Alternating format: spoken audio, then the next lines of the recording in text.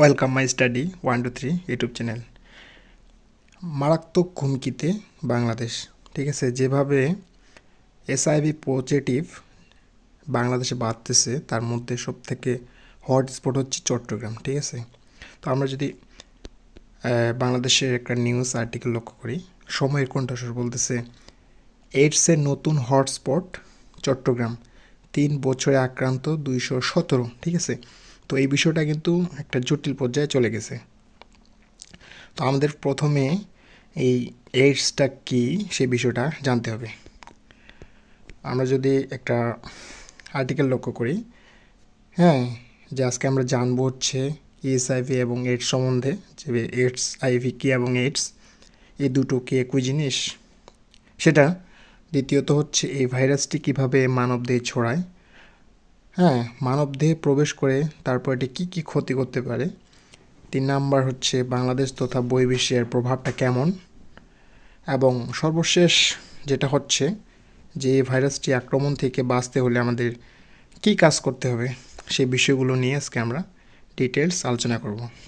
ঠিক আছে, তো প্রথমে আমরা যদি এইচআইভি এবং এইডস সম্বন্ধে জেনে নিই। এখানে অনেক মানুষ কনফিউজ হয়ে যায় যে এইচআইভি এবং এইডসটা কী। ঠিক আছে, আমরা যদি লক্ষ্য রাখি যে এইচআইভি হচ্ছে এর পূর্ণরূপ হচ্ছে হিউম্যান ইমিউনোডেফিসিয়েন্সি ভাইরাস, যেটাকে শর্টকাট বলা হচ্ছে HIV, is a virus that attack the body's immune system. এটা কী করে মানুষের ইমিউন সিস্টেমকে ধ্বংস করে। Acquired immunodeficiency syndrome, এএসআইভি।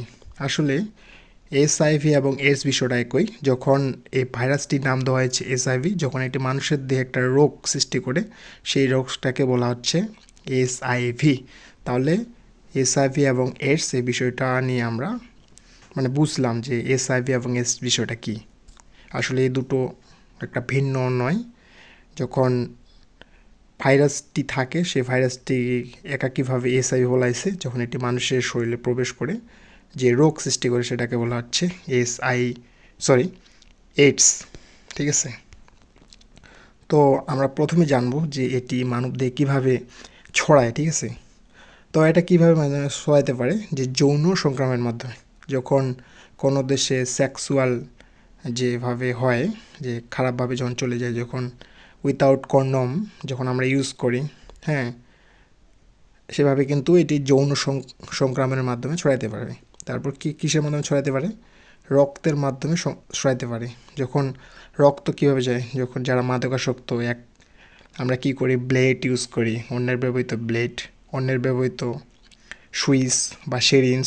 ঠিক আছে, বা দেখা গেল কারো রক্তের প্রয়োজন, সেটা আমরা কি করতেছি, তার রক্ত অন্য যে রোগী তাকে দিচ্ছি, সেটা কোনো টেস্ট ছাড়াই, তখন সেটা কী হতে পারে, রক্তের মাধ্যমে রক্তে ছড়াতে পারে।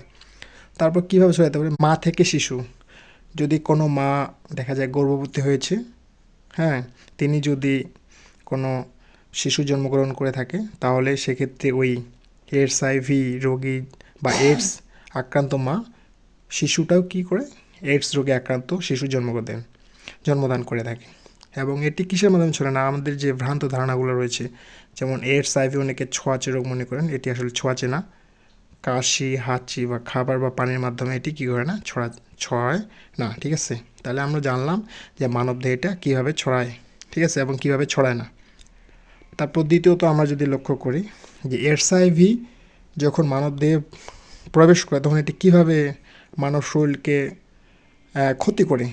এটি হচ্ছে প্রথমে ইমিউন যে সিস্টেম রয়েছে, সেই ইমিউন সিস্টেমকে দুর্বল করে দেয়। তখন শরীর সাধারণ সংক্রমণ যেমন ব্যাকটেরিয়া, ভাইরাস, ফাঙ্গাস দ্বারা সহজে কী হয়, আক্রান্ত হয়। দ্বিতীয়ত প্রতিরোধ ক্ষমতা হ্রাস করে দেয়। 3 নম্বর হচ্ছে ক্যান্সার ঝুঁকি বৃদ্ধি করে। কিছু ধরনের ক্যান্সার, যেমন এইচআইভি আক্রান্তর মধ্যে দেখা যায় কি, সার্কোমা, লিম্ফোমা, এই ধরনের ক্যান্সার আক্রান্ত হওয়ার সম্ভাবনা বেশি থাকে। দীর্ঘমেয়াদী জটিলতা হতে পারে, যেমন এইডস হলো এইচআইভি চূড়ান্ত পর্যায়ে, যেখানে শরীর প্রায় সম্পূর্ণরূপে সংক্রমণ প্রতিরোধ করতে অক্ষম হয়। আসলে এইচআইভি দ্বারা আক্রান্ত হলে যদি আমরা চিকিৎসা না করি, সেক্ষেত্রে ইমিউন সিস্টেমকে এটা কী করে, পুরোপুরি ধ্বংস করে দেয়। তারপর কী হতে পারে, দেহের বিভিন্ন অঙ্গে ক্ষতিগ্রস্ত হতে পারে। যেমন কিডনি, লিভার, হৃৎপিণ্ড বা স্নায়ুতন্ত্রের সমস্যাও দেখা দিতে পারে। এইচআইভি আক্রান্ত হলে মানুষ এই সমস্যাগুলো কী হতে পারে, ফেস করতে পারে। আমরা যদি সমকালের একটা নিউজ লক্ষ্য করি যে এটি এইচআইভি মানে আমাদের বাংলাদেশ তথা বহির্বিশ্বে এটা কীভাবে প্রভাব করতেছে, মানে এর ক্ষতিকর যে আমাদের দেশকে করতেছে সেই বিষয়টা নিয়ে আমরা যদি আলোচনা করি তাহলে বাংলাদেশ কিন্তু একটা ভালো পজিশনে নেই, ঠিক আছে। আমরা যদি সমকালের একটা প্রতিবেদন লক্ষ্য করি, তারা বলতেছে চট্টগ্রামে প্রতি মাসে 6 জনের শরীরে কী হচ্ছে, এইডস শনাক্ত হচ্ছে। তাহলে এই বিষয়টা কিন্তু একটা ভাবার বিষয় যে এভাবে যদি চলতে থাকে তাহলে বাংলাদেশ কী হতে পারে, হটস্পটে পরিণত হয় এইডসে।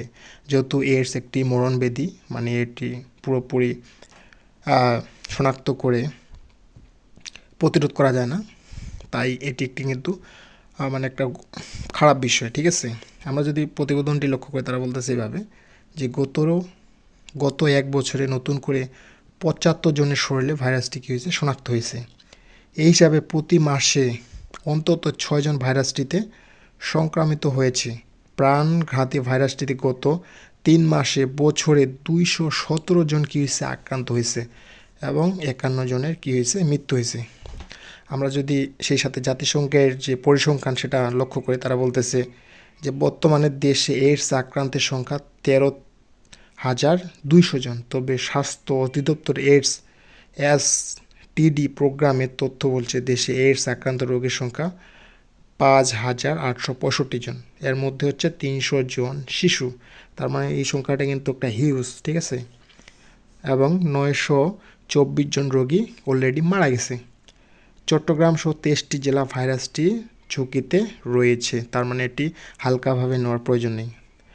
এর জন্য বাংলাদেশ সরকারকে প্রত্যেক জনগণকে সচেতনতা করতে হবে। তার সাথে সাথে মানে প্রত্যেক রোগী, যারা রোগী মানে যারা এইডসে আক্রান্ত, তারা যেন বুঝতে পারে যে আমার শরীরে এইডস আছে, তারা যেন এক দেহ থেকে অন্য দেহে কী করতে পারে না, তার এই রোগটাকে বা ভাইরাসটিকে ছড়াই দিতে পারে না।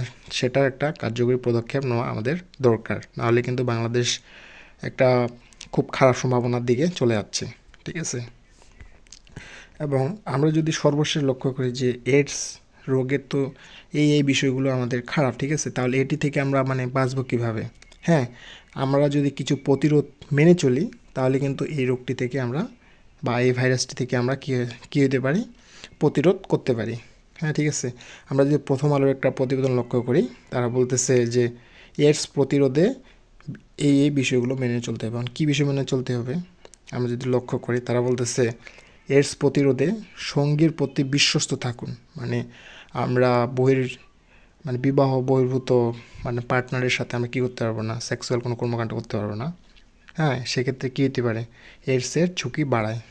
হ্যাঁ, 2 নম্বর হচ্ছে যে এইডস ছাড়া অন্যান্য যৌনবাহিত রোগ প্রতিরোধে সেক্ষেত্রে আমাদের কী করতে হবে, আমরা যদি বিবাহ বহির্ভূত কর্মকাণ্ড করে থাকি সেক্ষেত্রে আমাদের অন্তত কন্ডম ব্যবহার করতে হবে। 3 নম্বর হচ্ছে শারীরিক সম্পর্কের ক্ষেত্রে স্বাভাবিক আচরণ কী করতে হবে, বজায় রাখতে হবে। এবং আমাদের দেশে যেটা আমাদের সবথেকে মনে রাখা দরকার সেটা হচ্ছে যে একবার ব্যবহৃত সিরিজ বা লিডল পুনরায় ব্যবহার করা যাবে না, বা অন্যের ব্যবহৃত ব্লেড, রেজার ব্যবহার থেকে কী করতে হবে, বিরত থাকতে হবে। সেলুনে গিয়ে দাড়ি ছাঁটার প্রয়োজন হলে অবশ্যই নিশ্চিত করুন যেটি অন্যের ব্যবহৃত হয়েছে কি না। সেজন্য আমাদের কী করতে হবে, নতুন ব্যবহার করতে হবে। হ্যাঁ, ঠিক আছে। এবং সর্বশেষ হচ্ছে যে কোনো কারণে রক্ত গ্রহণের প্রয়োজন হলে এমন কোনো হাসপাতাল বা ব্লাড ব্যাংকের সহায়তা নেন যেখানে রক্ত পরিসঞ্চালনের আগে সঠিকভাবে সব রক্তের পরীক্ষা নিরীক্ষা করা হয়েছে। তার মানে আমরা যদি এই বিষয়গুলো আমরা কী করি, মেনে চলি, তাহলে এই রোগ থেকে আমাদের কী করতে পারে, প্রতিরোধ করতে পারি, এই রোগ থেকে মানে বিদায় করতে পারি। আর যদি এই বিষয়গুলো আমরা মেনে না চলি তাহলে যেহেতু একটি মরণব্যাধি ভাইরাস, সেক্ষেত্রে বাংলাদেশ তথা গোটা বহির্বিশ্বে কী হবে, একটা খারাপ মেসেজ চলে যাবে। আর আজকের মধ্যে এটুকুই। আপনাদের যদি ভালো লেগে থাকে তাহলে অবশ্যই আমার এই ভিডিওতে লাইক কমেন্ট করবেন। ধন্যবাদ সকলকে।